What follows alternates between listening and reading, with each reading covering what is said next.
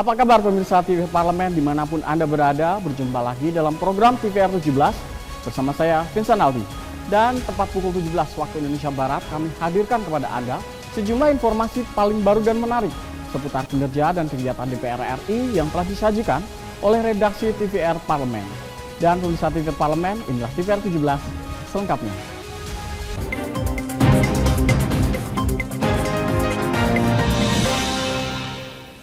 Guna menyelesaikan permasalahan polusi udara di Jakarta, Komisi 9 DPR RI meminta pemerintah mengambil solusi jangka panjang serta merancang mitigasi terhadap masyarakat yang terdampak.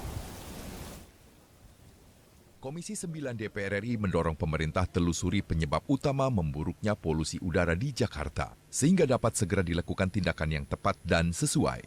Wakil Ketua Komisi 9 DPR RI, Emmanuel Melkiades Lakalena menyampaikan, penyebab pencemaran udara diduga berasal dari beberapa hal, di antaranya asap kendaraan, pabrik, pembangkit listrik, hingga asap buangan rumah tangga.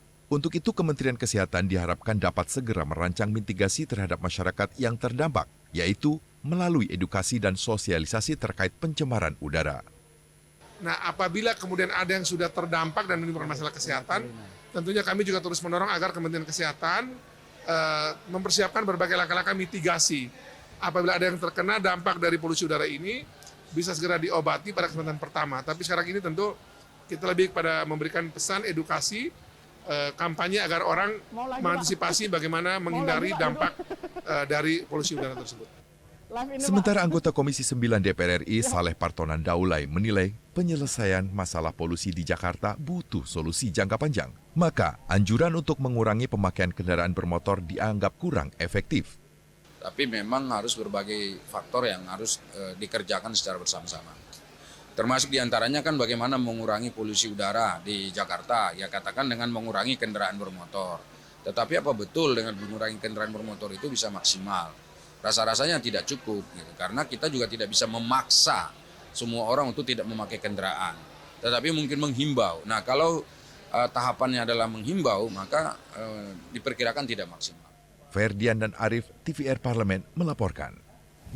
Komisi 4 DPR RI mendorong pemerintah membuat kebijakan yang dapat memperkuat kemandirian pangan Indonesia sehingga tidak tergantung pada negara lain meskipun fenomena El Nino melanda. Fenomena El Nino serta musim kemarau menyebabkan kekeringan di sejumlah daerah. Oleh karena itu, diperlukan langkah antisipatif agar berkurangnya sumber air tidak serta-merta mengurangi produksi pertanian.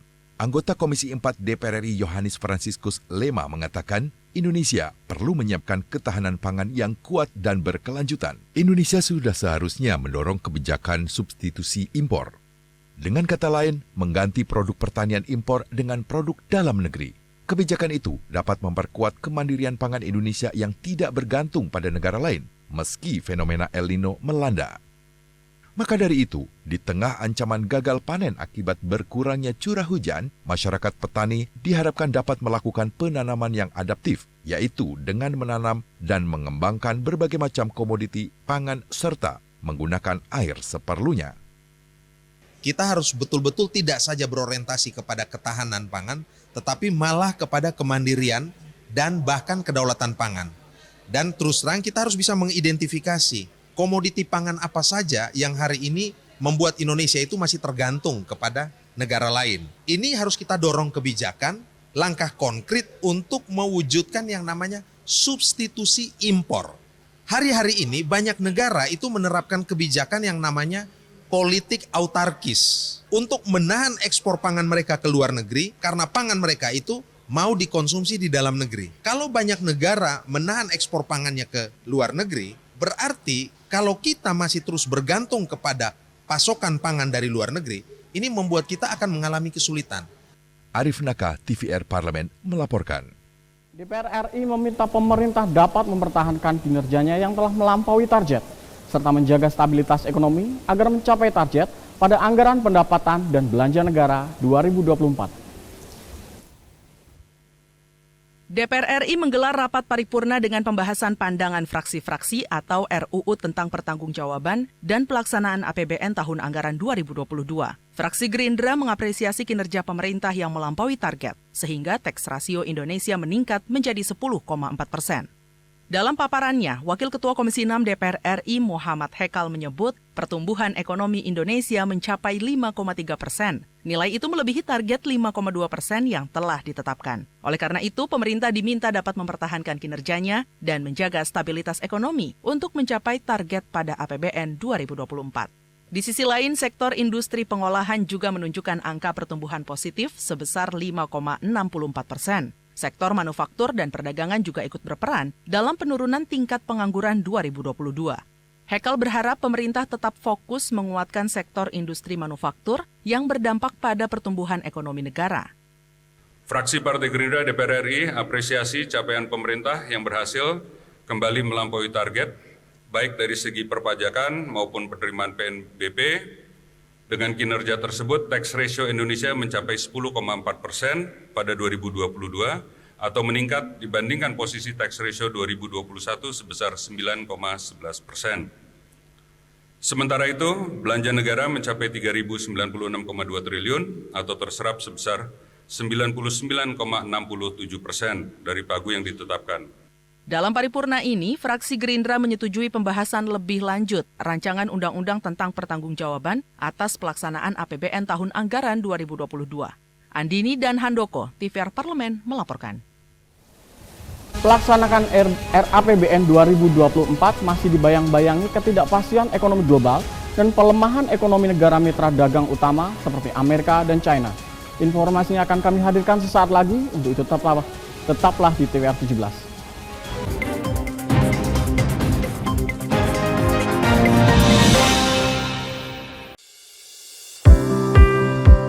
Mengenal tugas dan fungsi DPR RI. Dewan Perwakilan Rakyat atau DPR adalah lembaga negara yang mewakili aspirasi rakyat. Kehadiran DPR RI merupakan salah satu bukti bahwa Indonesia merupakan negara demokrasi. Sebagai salah satu lembaga perwakilan rakyat, apa saja tugas dan fungsi yang diemban DPR RI? Berdasarkan pasal 20A ayat 1 Undang-Undang Dasar 1945, DPR memiliki 3 fungsi, yakni fungsi legislasi, anggaran, dan pengawasan. Tugas dan wewenang DPR berbeda untuk setiap fungsinya. Yang pertama, fungsi legislasi. Menyusun program legislasi nasional atau prolegnas, menyusun dan membahas rancangan undang-undang, menerima rancangan undang-undang yang diajukan oleh DPD, membahas rancangan undang-undang yang diusulkan oleh Presiden ataupun DPD, menetapkan undang-undang bersama dengan Presiden, menyetujui atau tidak menyetujui peraturan pemerintah pengganti undang-undang yang diajukan oleh Presiden untuk ditetapkan menjadi undang-undang. Yang kedua, fungsi anggaran. Memberikan persetujuan atas rancangan undang-undang tentang APBN yang diajukan oleh Presiden. Memberikan persetujuan terhadap pemindahntanganan aset negara maupun terhadap perjanjian yang berdampak luas bagi kehidupan rakyat yang terkait dengan beban keuangan negara. Menindaklanjuti hasil pemeriksaan atas pengelolaan dan tanggung jawab keuangan negara yang disampaikan oleh BPK. Memperhatikan pertimbangan DPD atas rancangan undang-undang tentang APBN dan rancangan undang-undang terkait pajak, pendidikan, dan agama. Yang ketiga, fungsi pengawasan. Fungsi pengawasan, DPR bertugas melakukan pengawasan terhadap pelaksanaan undang-undang APBN dan kebijakan pemerintah, serta membahas dan menindaklanjuti hasil pengawasan yang disampaikan oleh DPD. Demikian penjelasan tentang tugas dan fungsi DPR menurut undang-undang. Informasi ini dipersembahkan oleh TV dan Radio Parlemen, Biro Pemberitaan Parlemen, dan Sekretariat Jenderal DPR RI.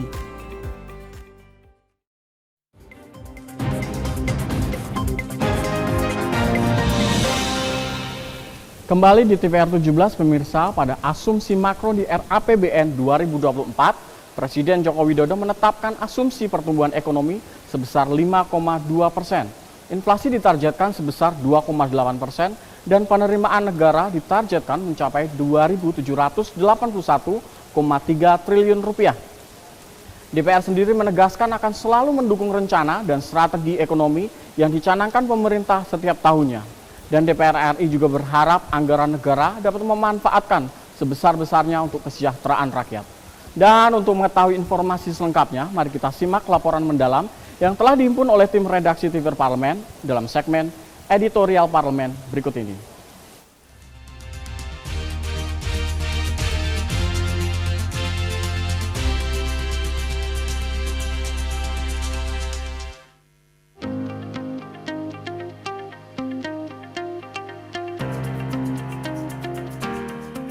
Pelaksanaan RAPBN 2024 masih dibayang-bayangi ketidakpastian ekonomi global dan pelemahan ekonomi negara mitra dagang utama seperti Amerika dan China. Dalam situasi tersebut, penetapan target pertumbuhan ekonomi dan beberapa target lain seperti penurunan kemiskinan ekstrim, stunting, dan rasio Gini mungkin akan sulit dicapai. Sebagai RAPBN tahun terakhir, dapat dipahami jika ada tuntutan untuk mengukuhkan dan meninggalkan legasi positif. Termasuk di dalamnya penyelesaian atau jaminan keberlanjutan berbagai proyek mercusuar yang jadi pertaruhan Presiden, seperti infrastruktur, hilirisasi, mobil listrik, dan IKN. Pada asumsi makro, Presiden Joko Widodo menetapkan asumsi pertumbuhan ekonomi sebesar 5,2%, inflasi ditargetkan sebesar 2,8% dan penerimaan negara ditargetkan mencapai 2.781,3 triliun rupiah.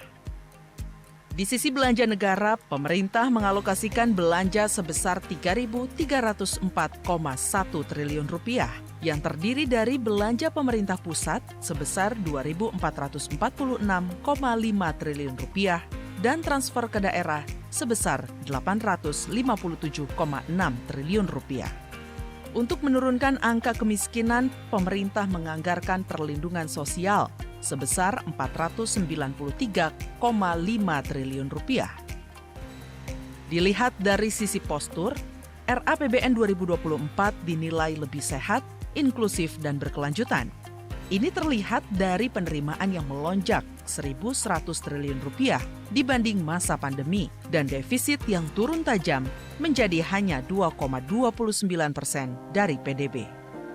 Tetap pembangunan ekonomi yang inklusif dan pasti akan mengarah pada bagaimana menyelesaikan persoalan-persoalan pendidikan, persoalan ekonomi, sumber daya manusia, kesehatan, infrastruktur, dan bahkan juga beberapa program-program lain yang sempat tertunda selama pandemi kurang lebih 3 tahun. Insya Allah mudah-mudahan ini semua menjadi PR yang harus diselesaikan tahun 2024. Meski RAPBN 2024 dianggap lebih terukur, namun turunnya anggaran pertanian cukup disayangkan, mengingat ancaman terhadap sektor pertanian masih krusial, terutama dalam waktu dekat Indonesia akan menghadapi El Nino. Turunnya anggaran pertanian memperlihatkan kurangnya keberpihakan pemerintah terhadap para petani. Persoalan mendasar kita ke depan, selain persoalan kemiskinan, juga ya masalah persoalan pangan. Alokasi untuk peningkatan produktivitas sektor pertanian, kayak melihat masih sangat kecil. Dibanding dengan bantalan sosial kurang lebih 400 triliun, kemudian begitu juga dengan belanja infrastruktur sampai dengan 500 triliun. Masih minimnya anggaran untuk Kementerian Pemuda dan Olahraga juga sangat disayangkan.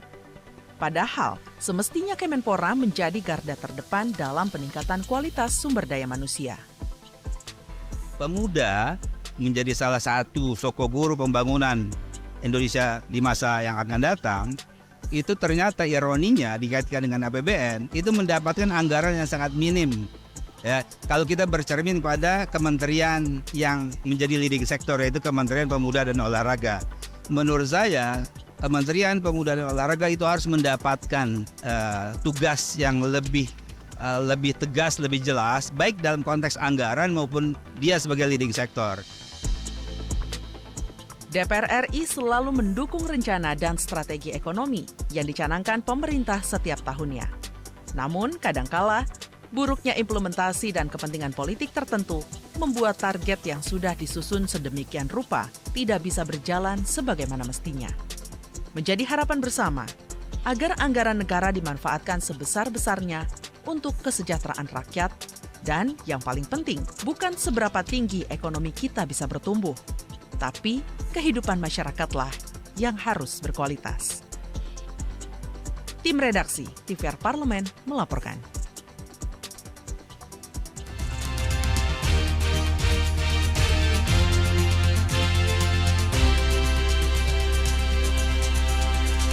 Presiden Joko Widodo mengumumkan rencana menaikkan gaji aparatur sipil negara yang di dalamnya termasuk pegawai negeri sipil sebesar 8% dan pensiunan sebesar 12% di 2024 mendatang. Saksikan informasi selengkapnya, untuk itu jangan kemana-mana, tetaplah bersama kami di TVR 17.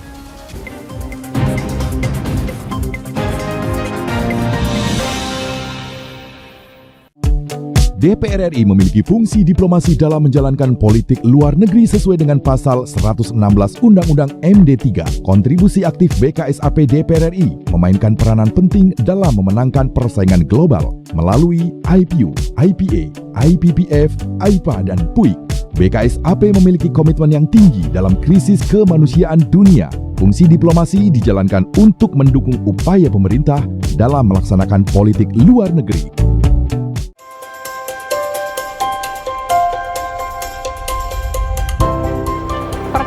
Dalam sejarah Indonesia, tahun 2024 kita mengadakan pemilu serentak, legislatif dan eksekutif baik di tingkat pusat maupun daerah. Catat waktunya, Rabu 14 Februari 2024. Untuk pemilihan legislatif, Anda akan memilih anggota DPD, anggota DPR, anggota DPRD Provinsi, dan anggota DPRD Kabupaten atau Kota. Selain pemilu legislatif, Anda juga akan memilih presiden dan wakil presiden loh pemirsa. Di bulan November, tepatnya Rabu 27 November 2024, juga akan diadakan pemilihan kepala daerah atau pilkada serentak. Dalam pilkada nanti, Anda akan memilih gubernur dan wakil gubernur, bupati dan wakil bupati, serta wali kota dan wakil wali kota.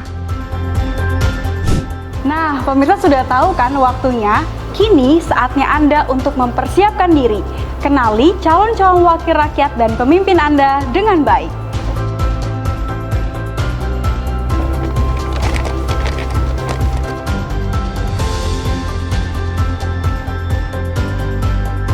Jangan sampai kesempatan untuk memilih calon wakil rakyat dan pemimpin Anda terlewat begitu saja. Ayo ramaikan pesta demokrasi pemilu 2024 dengan meriah.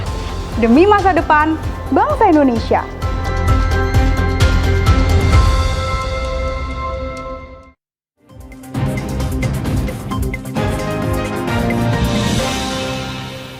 Kembali di TVR 17 pemirsa, dalam pidato Presiden dalam penyampaian RAPBN 2024 dan nota keuangan di Gedung Nusantara baru-baru ini, Presiden Joko Widodo mengumumkan rencana menaikkan gaji aparatur sipil negara yang di dalamnya termasuk pegawai negeri sipil sebesar 8% dan pensiunan sebesar 12% di 2024 mendatang. Menanggapi hal tersebut, Wakil Ketua Badan Anggaran DPR RI, Muhyiddin Muhammad Said menilai kenaikan gaji ASN tersebut sudah realistis dan dapat mendorong daya beli masyarakat. Mari kita simak liputan selengkapnya bersama rekan kami, Nazia Sudirja. Baik pemirsa TVR Parlemen, Presiden Joko Widodo dalam pidato kepresidenan dalam sidang paripurna DPR bersama DPD menyampaikan bahwa di tahun 2024 nanti bahwa ASN akan mendapatkan kenaikan gaji sebesar 8%. Dan untuk mengetahui seperti apa terkait dengan kenaikan gaji ASN ini, saya akan berbincang dengan Wakil Ketua dari Badan Anggaran DPR RI, yakni Bapak Muhyiddin Muhammad Said. Bapak, jadi terkait dengan kenaikan gaji ASN sebesar 8% yang disampaikan oleh Presiden Joko Widodo ini, sebenarnya apakah sudah layak nih Pak melihat dari inflasi yang ada saat ini? Terima kasih ya. Jadi kalau kita melihat bahwa kondisi APBN kita tahun 2024 akan datang itu cukup realistis dan Presiden, pemerintah dalam hal ini mengajukan APBN itu untuk di samping itu juga menaikkan gaji pegawai. Gaji pegawai kalau kita lihat kenaikannya itu sekitar 8%. Kemudian jadi ke para pensiunan 12%.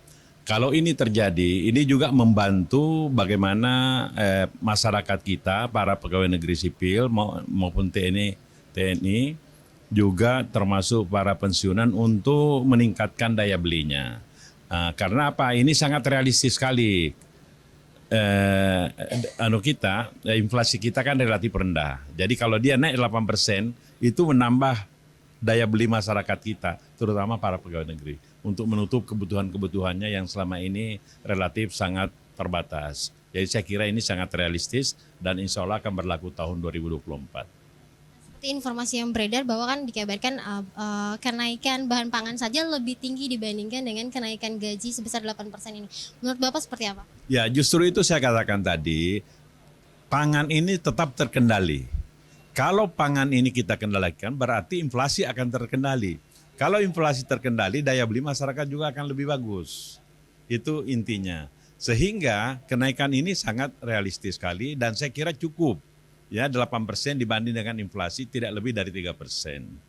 Karena kenaikannya 8%. Jadi sehingga mendorong daya beli masyarakat, di samping itu pertumbuhan ekonomi bisa lebih bagus. Kedepannya pembahasan seperti apa nih yang akan dilakukan oleh Badan Anggaran sendiri terkait dengan kenaikan gaji ASN ini, Pak?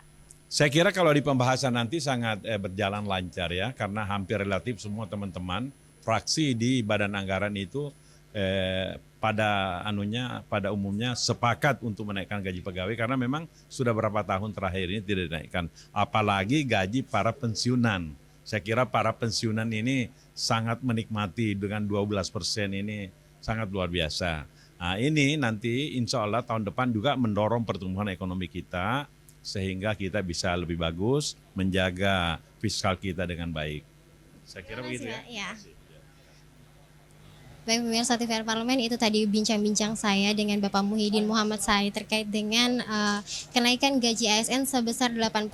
Dan tadi memang disampaikan bahwa kenaikan gaji ASN sebesar 8% ini nantinya akan mendorong pertumbuhan ekonomi Indonesia, yang mana ini akan meningkatkan daya beli masyarakat sehingga nantinya Indonesia akan memiliki ekonomi yang lebih bagus. Tadi juga disampaikan bahwa kenaikan gaji juga dirasakan tidak hanya dari ASN tetapi juga dari pensiunan sebesar 12%. Ini memang sangat diharapkan oleh seluruh ASN, baik dari ASN yang masih aktif maupun para pensiunan, mengingat memang di tahun-tahun sebelumnya tidak ada kenaikan gaji dari para ASN. Dan pemirsa, sekian yang dapat saya laporkan terkait dengan kenaikan gaji dari ASN. Saya Nazia Sudirja melaporkan untuk TVR Parlemen. Selanjutnya pemirsa, apa saja yang menjadi topik perbincangan di media online pada hari ini? Usai jeda, tetaplah di TVR 17.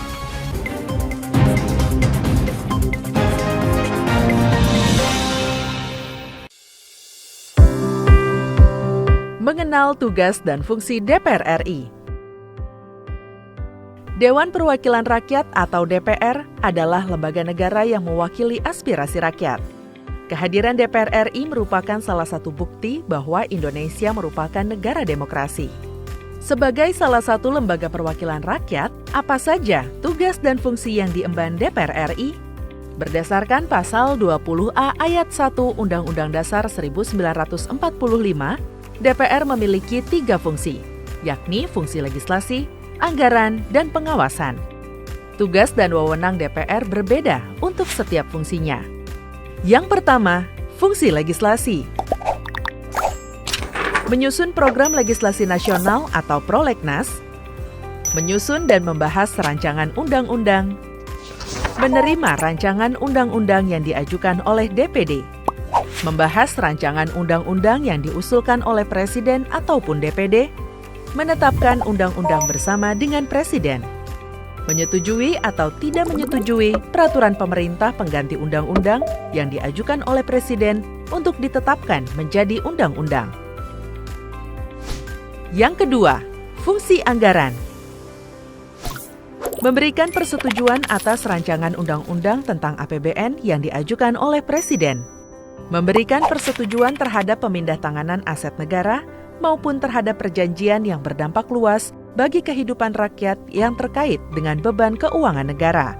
menindaklanjuti hasil pemeriksaan atas pengelolaan dan tanggung jawab keuangan negara yang disampaikan oleh BPK, memperhatikan pertimbangan DPD atas rancangan undang-undang tentang APBN dan rancangan undang-undang terkait pajak, pendidikan, dan agama. Yang ketiga, fungsi pengawasan. Fungsi pengawasan, DPR bertugas melakukan pengawasan terhadap pelaksanaan Undang-Undang APBN dan kebijakan pemerintah, serta membahas dan menindaklanjuti hasil pengawasan yang disampaikan oleh DPD. Demikian penjelasan tentang tugas dan fungsi DPR menurut Undang-Undang. Informasi ini dipersembahkan oleh TV dan Radio Parlemen, Biro Pemberitaan Parlemen, dan Sekretariat Jenderal DPR RI.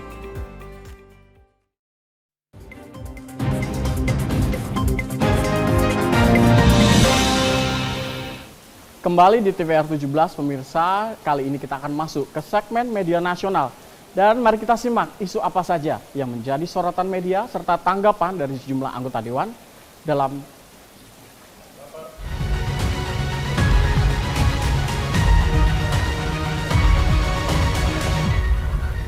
Baik pemirsa, berita pertama yang menjadi headline di media online yaitu Komisi 4 di DPR RI yang akan membentuk panitia kerja atau polusi Jakarta.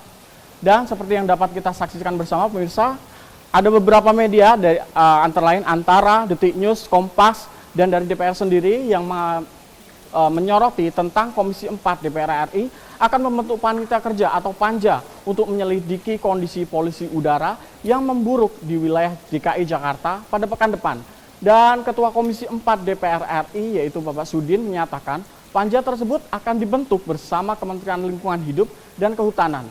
Namun menurut Sudinnya, polemik polusi udara tidak hanya menjadi tanggung jawab dari KLHK, tetapi juga menjadi bagian dari Kementerian Perindustrian untuk melaporkan banyaknya polusi kendaraan. Sudin menilai saat ini uji coba kebijakan bekerja dari rumah atau work from home bagi 50% ASN hanya solusi jangka pendek, sehingga diperlukan solusi jangka panjang yang dapat mengatasi polemik polusi udara. Dan kita akan berlanjut ke berita yang kedua pemirsa. Apabila pemirsa dapat saksikan di layar kaca Anda pemirsa, Komisi 1 dari DPR RI tegaskan hapus pasal karet dalam revisi Undang-Undang ITE. Beberapa media yang menyoroti seperti Tribun, Suara.com, Legislasi Setara Republika yang menyoroti mengenai Wakil Ketua Komisi 1 DPR RI, Abdul Khoris menjelaskan bahwa Komisi 1 DPR RI berupaya maksimal untuk menghapus pasal karet dalam pembahasan rancangan undang-undang perubahan kedua atas Undang-Undang Nomor 11 Tahun 2008 dan tentang Undang-Undang Informasi dan Transaksi Elektronik. Usai rapat dengar pendapat umum dengan Asosiasi E-commerce Indonesia, Lembaga Kajian Hukum Teknologi, Asosiasi Digital Trust Indonesia, dan pemantau regulasi dan regulator media, Abdul Karis menyesalkan terdapat anggapan bahwa DPR RI sengaja mempertahankan pasal karet Undang-Undang ITE. Sehingga Komisi 1 DPR RI memastikan revisi Undang-Undang ITE kali ini harus menghapuskan pasal-pasal karet. Dan rapat revisi Undang-Undang ITE akan digelar tertutup untuk menghindari polemik di publik dalam pengujian pasal kasus-kasus. Dan itu tadi pemirsa, headline di media online pada hari ini terkait Komisi 4 DPR RI akan bentuk panitia kerja atasi polusi Jakarta serta Komisi 1 DPR RI yang menegaskan hapus pasal karet dalam revisi Undang-Undang ITE.